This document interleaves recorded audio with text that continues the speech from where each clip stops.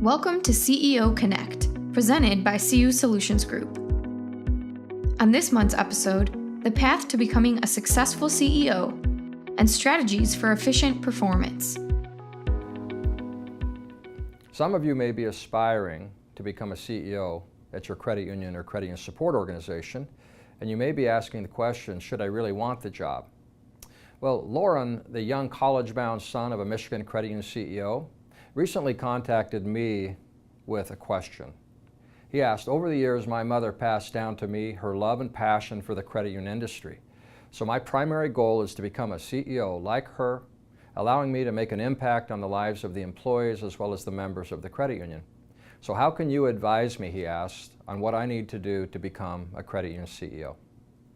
He went on to explain that when he was very young, his mother would bring him to the credit union while she worked.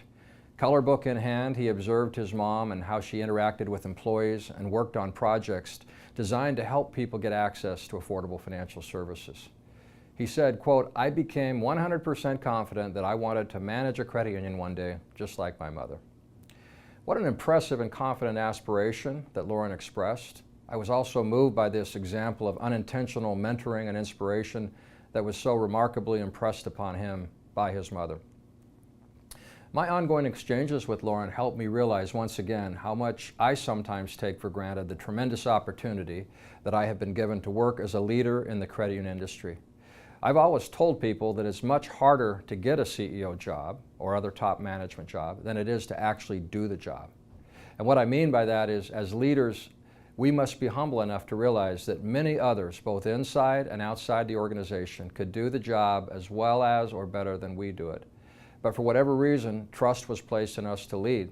So we should motivate ourselves at every stage of our stewardship to do the best job we can.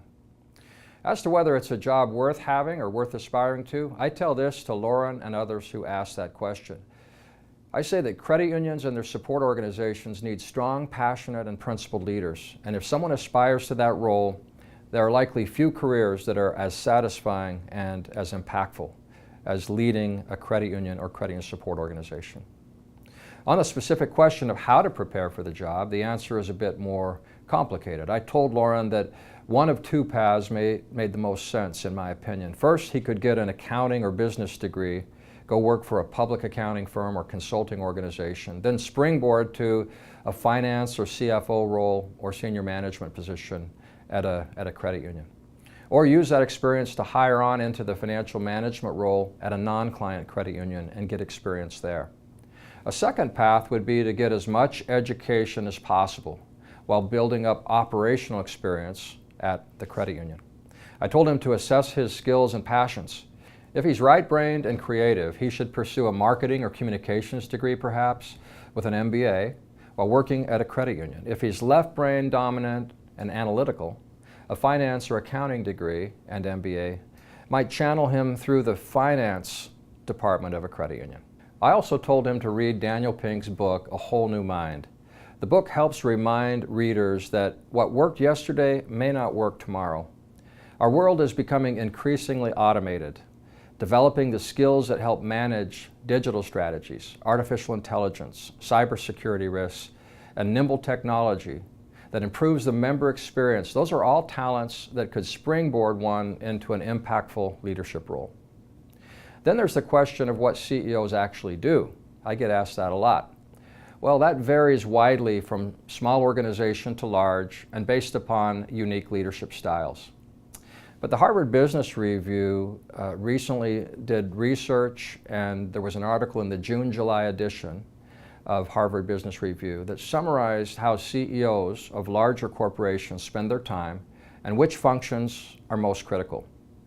According to this study, there are 7 common realities associated with the CEO function. While this summary applies primarily to larger corporate CEOs, I've added a few thoughts on how it applies to credit union leadership. Number 1, the job is all-consuming, or it should be. CEOs are always on, they're always connected, there's always more to be done. And in the HBR survey, top leaders work an average of 10 hours per weekday.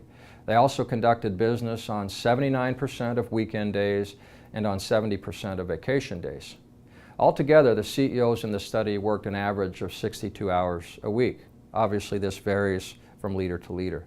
From my own experience as CEO of the Michigan Credit Union League and CU Solutions Group and observing CEOs of larger and smaller credit unions, the CEO role is indeed all-consuming. Most leaders I know are glued to their phones, checking and sending emails, taking calls, and thinking about the next week or the next month's meetings that they have to attend and participate in and prepare for. Travel is another important element. Industry conferences, core processor user meetings, peer collaboration sessions, visits to branches and CUSO operations, and other unique time demands all pile up. And the CEO's job is mentally and physically demanding, therefore. Those who survive the rigors of the job must find time for family, hobbies, reading, health, fitness, and rest, of course. But if one thrives on the intensity of a role like this and can sustain it, being a CEO or senior manager in a credit union can be an incredibly fulfilling and impactful career.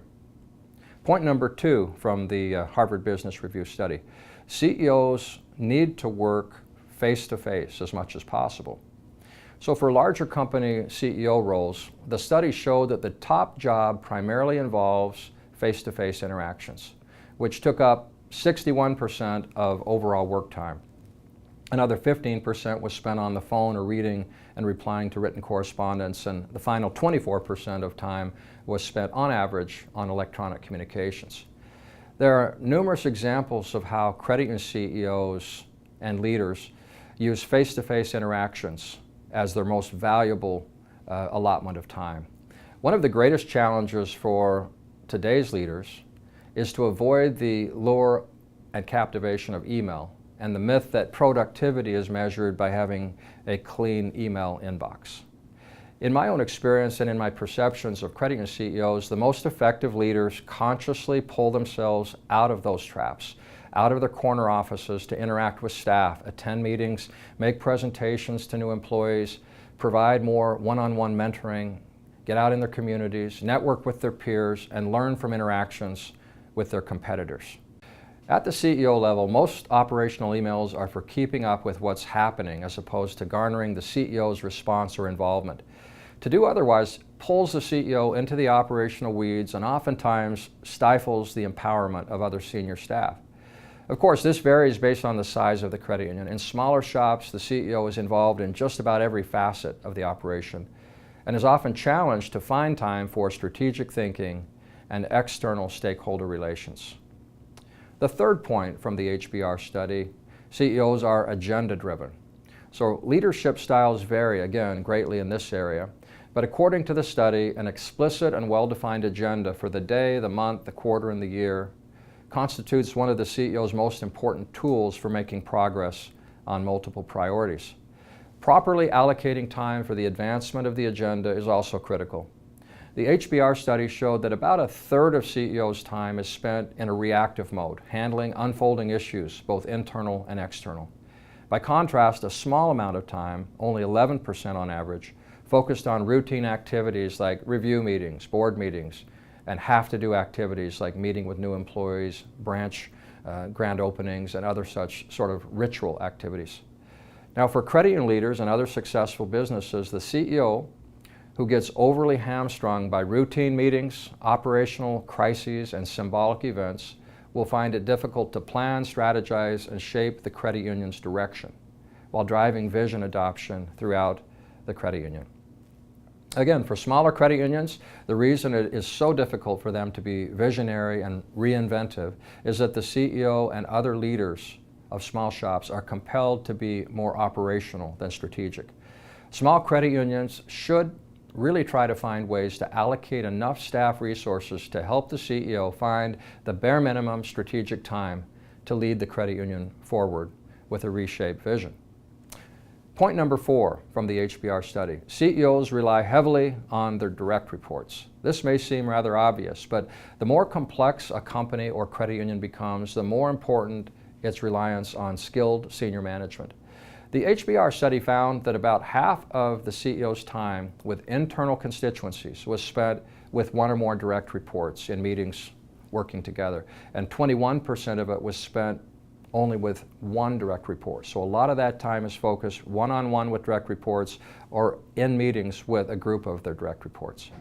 Many credit unions hold at least monthly, hour-long coaching meetings with all direct reports, and the spontaneous sort of touch-base time is especially important.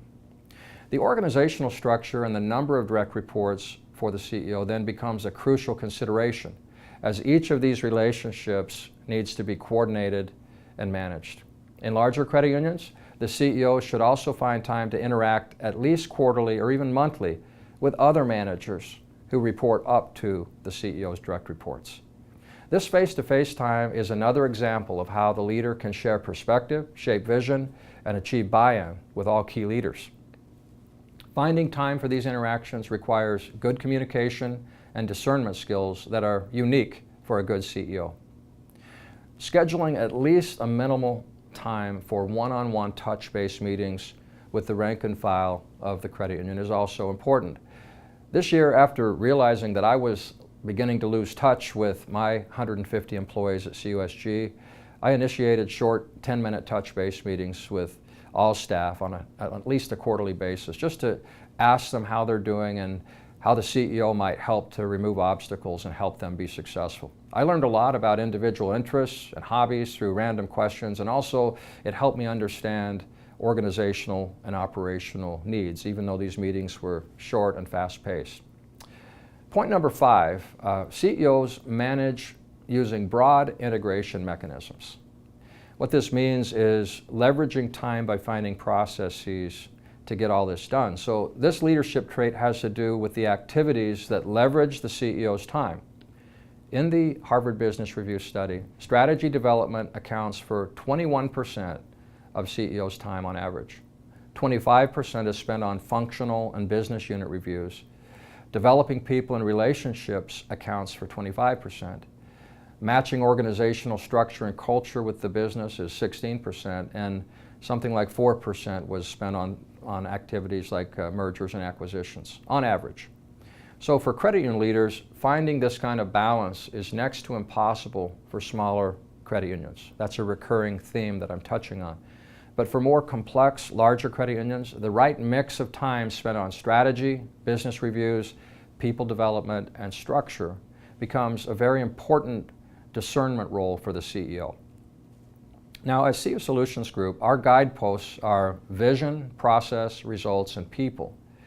I ask all leadership and their teams to bring these into all of their departmental and coaching meetings to make sure that everyone understands the vision and how it needs to be communicated, process enhancements, ways to help cultivate and coach our people, and how we drive toward results for the organization. Now, point number 6 is leaders are always in meetings. I once spoke with a colleague who, when explaining what he does to his children and family, he said, I go to meetings.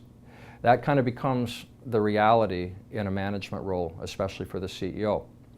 The Harvard Business Review study showed that the average corporate CEO spends 72% of their time in meetings, for an average of 37 meetings of assorted length each week.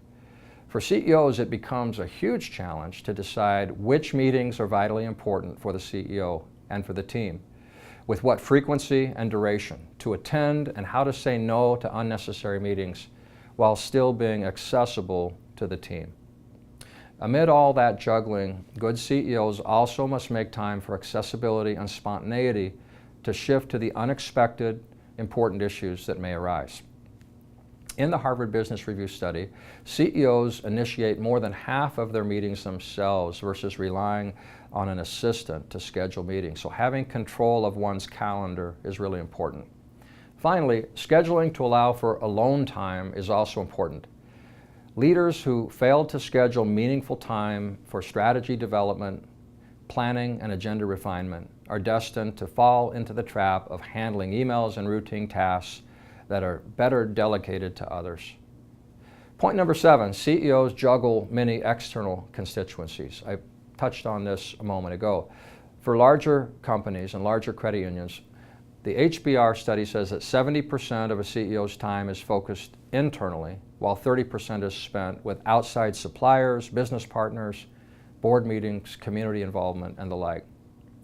So finding that balance of internal versus external time allotment is important. Again, for credit unions, smaller shops have less of a luxury to spend time outside the credit union.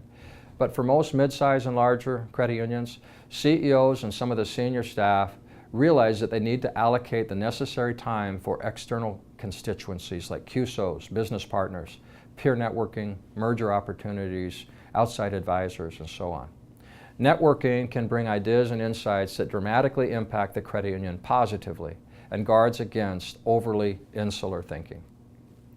For anyone like Lauren, looking to become a CEO or aspiring to do so, or to be a senior team member, understanding the role is an important first step. Once the training and preparation are done and the job secured, every leader manages time and priorities according to their own unique management style. But the Harvard Business Review study that I referenced can shed light on how effective CEOs allocate their precious time in support of their teams. CU Solutions Group is a company that helps credit unions with technology, marketing, and HR performance solutions, as well as our strategic advisory services. In everything that we do, our services and our solutions are intended to help achieve greater organizational performance for the CEO and the entire credit union team. Our products like Planning Pro, Performance Pro, and Governance are all intended to help the CEO, the board, and the senior team leverage precious time so that they and the credit union can be more effective.